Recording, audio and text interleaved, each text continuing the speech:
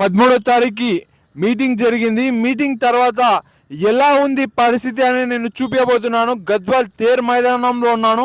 మీరు మీటింగ్ చూసింటారు, పెద్ద పెద్ద న్యూస్ ఛానల్లో చూడడం జరిగింది.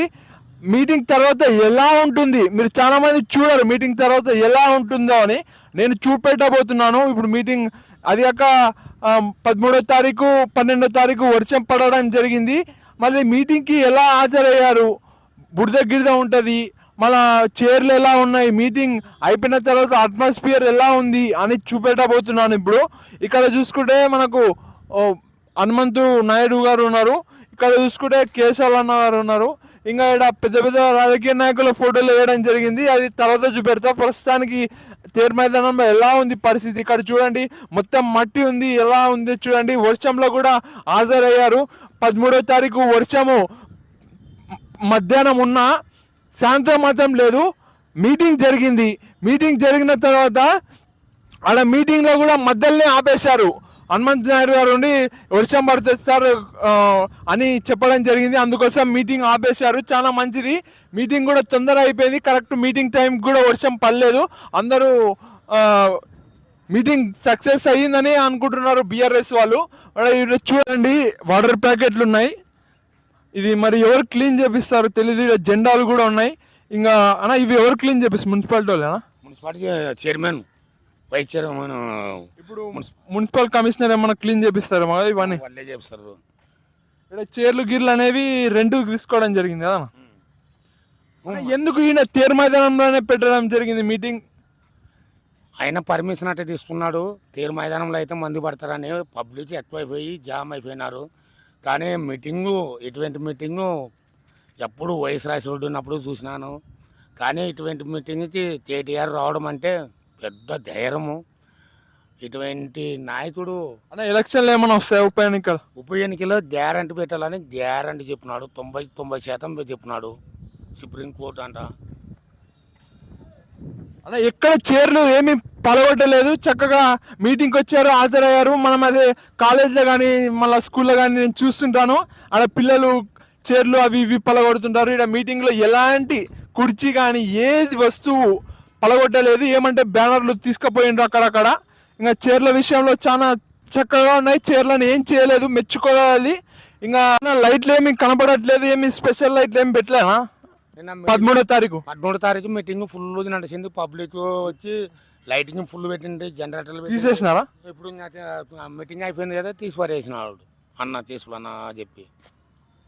మనకు చూస్తే ఎక్కడ పెట్టినట్టు కనపడట్లేదు. మళ్ళీ జగన్ అన్న చెప్పాడు. మళ్ళీ ఇక్కడ మనకు లైట్లు అన్న ఎక్కడ పెట్టిండ్రు అన్న లైట్లు ఇక్కడ పెట్టండి. మొత్తం గద్వాల నెంబర్ 1 తేరు మైదానంలో లైట్ ఫుల్ ఉండే. ఏ పెద్ద మీటింగ్లు జరిగినా తేరు మైదానంలో జరుగుతుంటాయి. ఇక్కడ కానీ ఓల్డ్ బస్ స్టాండ్లో కానీ 2 తాళ్ళనే జరుగుతాయి కదా మీటింగ్లు. ఇంకే వేరే తాళ్ళ కూడా జరుగుతాయి మీటింగ్స్. ఇంతకుముందు గంజలో జరుగుతుండే. గంజా బుడ్డల మార్కెట్ అది పట్టదని పబ్లిక్ ఈడ పడుతుందని చూస్తే పబ్లిక్ ఈడ ఎక్కువ జామ్ అయిపోయి రోడ్ల మీద ఉంటే పైన కింద మొత్తం జామ్ అయిపోయింది. అంటే ఈ 2 ప్లేస్లోనే కదనా, ఒకటి వైఎస్ఆర్ బొమ్మ కాడ, ఒకటి ఇన్నే. ఎక్కువ శాతం పెద్ద పెద్ద మీటింగ్లు ఇన్నే జరుగుతాయి. బీజేపీ కానీ, కాంగ్రెస్ కానీ, బీఆర్ఎస్ కానీ.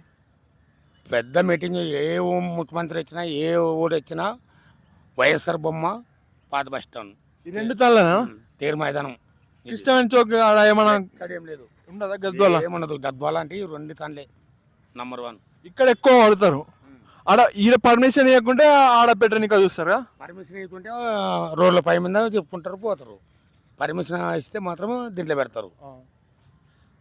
చూడొచ్చు మనం ఎలా వేసారో బ్యానర్లు. ఇలా పోతే మనకు కూరగాయల మార్కెట్ వస్తుంది.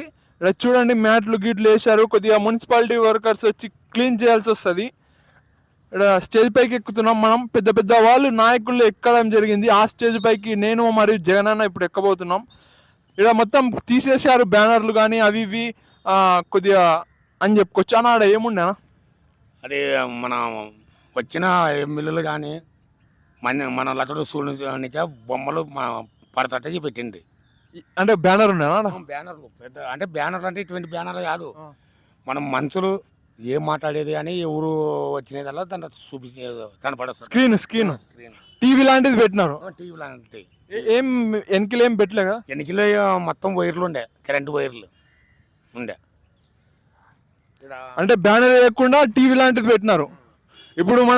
ఇప్పుడు నేను ఫస్ట్ టైం ఒక రాజకీయ నాయకులు మీటింగ్కి ఎక్కబోతున్న స్టేజ్ పైకి. మీటింగ్ అయిపోయిన తర్వాత ఈసారి చెప్పులేదు ఎక్కుతా ఫస్ట్ స్టేజ్ కాబట్టి. మీటింగ్ అయిపోయిన తర్వాత చూడొచ్చు మనం ఎలా ఉందో స్టేజ్. చాలా గట్టిగా వేశారని చెప్పుకోవచ్చు. మళ్ళీ కింది నుంచి చూపిస్తాను ఎలా జరిగింది, ఎలా ఉంది స్టేజ్ అని. కొద్దిగా ఈ స్టేజ్ గద్వాల్ స్టేజ్ అంటే అప్పుడప్పుడు తేరు మైదానం ఇలాంటివి చేసేటప్పుడు నాకు మన ఇతని చంద్రబాబు నాయుడు గుర్తుకొస్తాడు. చంద్రబాబు నాయుడు టైంలో గద్వాల్కి వచ్చి ఆడ స్టేజ్ పడిపోవడం జరిగింది అన్న. దాని గురించి ఏమని చెప్తావా? అప్పట్లో స్టేజ్ పడిపోయింది కదా చంద్రబాబు నాయుడు వచ్చినప్పుడు. బాబు నాయుడు వేసినప్పుడు మామూలు స్టేజ్ అది ఇరిగిపోయింది, కూలింది. ఇది బందోబస్తు. ఇది వైఎస్ రాజశేఖర లాగా ఫండిషన్ వేసినారు. ఈ కేసులన్నా ఉంటే మాత్రము ఆయన స్టేజ్ చేయడం కానీ ఏమిట్లా కానీ ముందంజనే ఉంటాడు. చూద్దాం స్టేజ్ ఇది చూడొచ్చు. ఇక్కడ జనరేటర్ ఉంది ఇక్కడ పెద్దది అని చెప్పుకోవచ్చు.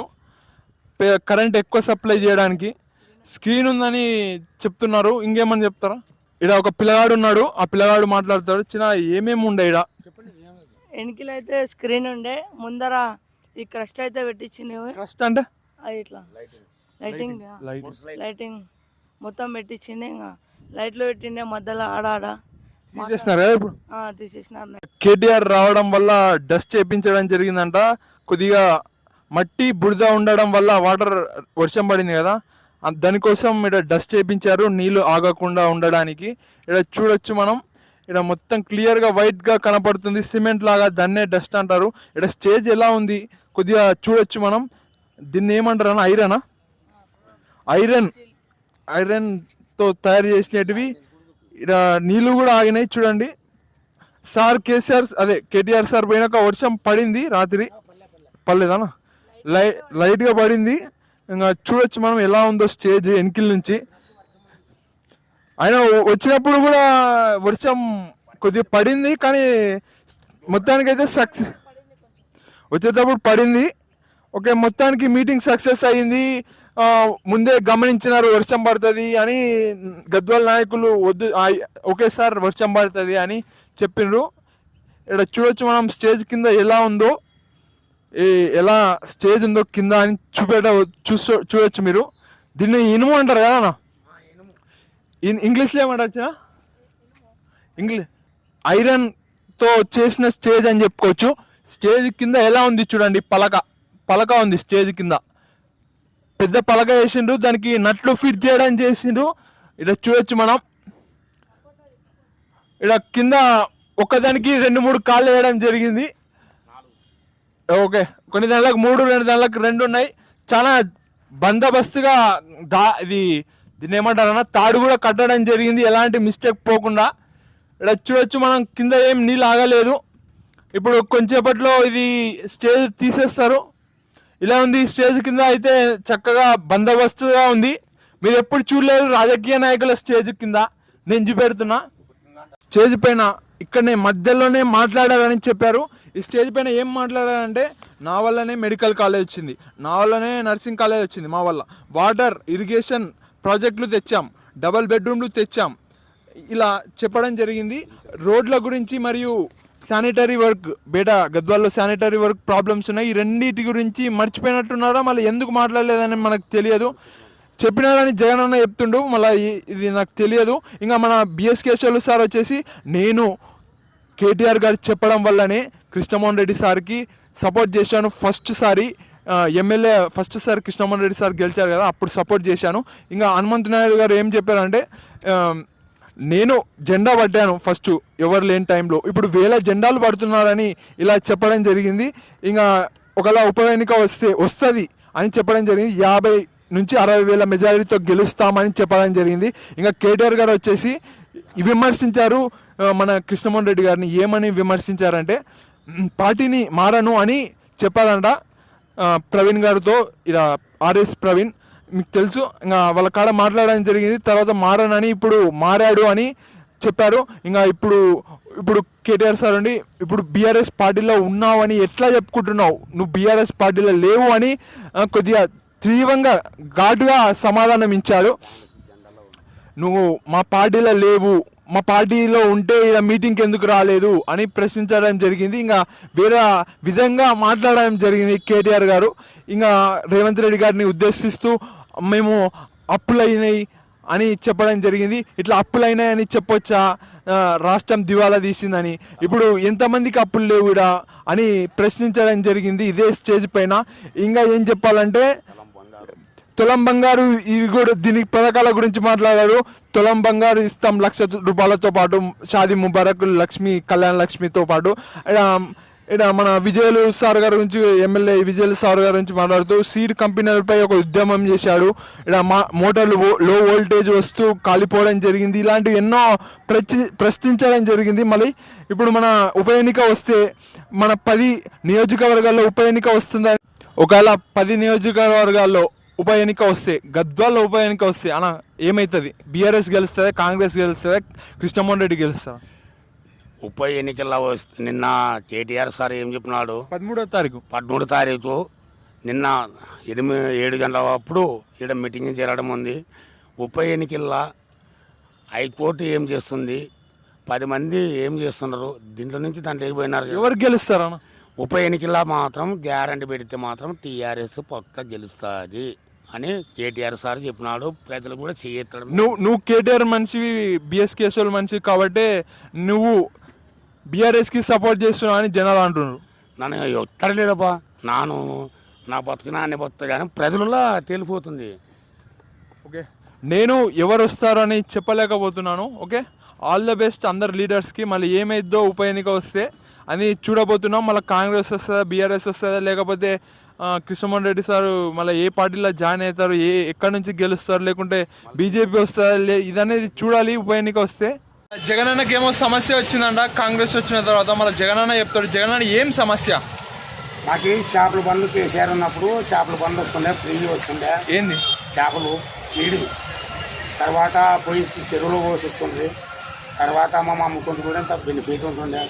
ఈ పొద్దు చేపలు సీడి లేదు, ఓ బండి లేదు. సీడ్ అంటే చేపలు సీడి అంటే ఫ్రీ వస్తున్నాయి గవర్నమెంట్ నుంచి. మందు కాదు, చేపలు ఫ్రీ, చిన్న చేపలు, చిన్న చేప సీడి. కానీ ఇప్పుడు ప్రభుత్వం లేదు కాబట్టి కేసీఆర్ సార్ని నిన్న అడుగుదామంటే కూడా అవకాశం లేక కేటీఆర్ని